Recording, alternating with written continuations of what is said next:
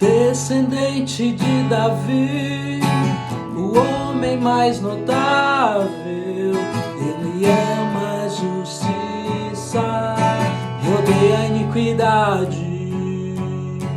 O descendente de Davi, o homem mais notável, ele ama